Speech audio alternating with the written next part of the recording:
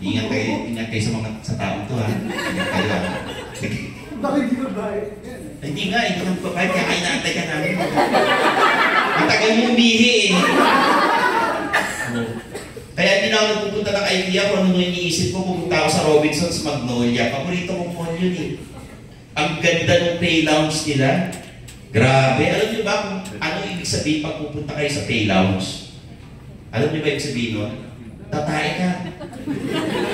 Magbabayad ka ng 20, tapos tatay ka. Linis na CR, kompleto tissue, di ba? Putang ina yung sa Robinson's Magnolia. Push button yung inidoro nila. High-tech. Nung nililinis ng bidet na push button, yung puwet ko, pakiramdam ko nalinis pati kaluluwa ko. Kontrolado mo, high, low, ganyan. May dryer pa, putang ina. Ha? Sino nagtanong nun? Bakit parang alam mo? Matambay ka rin, no? Baka mahirap, eh. Ba't ka nasa Robinson's Magnolia? Dapat nandun ka sa Robinson's Imus Cavite.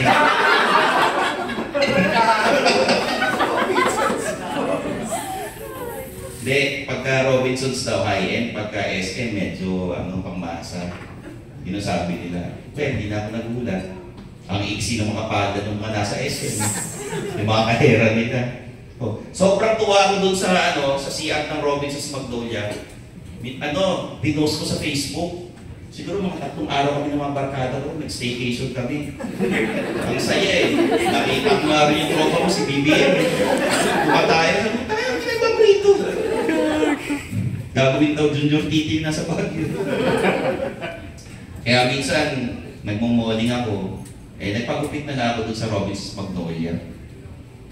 Yung mga lalaki, pero sa iyo, kung hindi ka nagpapagupit. Yung mga lalaki, hindi pa tapos yung gupit mo. Puging-pugi na sa sarili. Di ba? Kalahati pala yung gupit, eh. Puging-pugi na.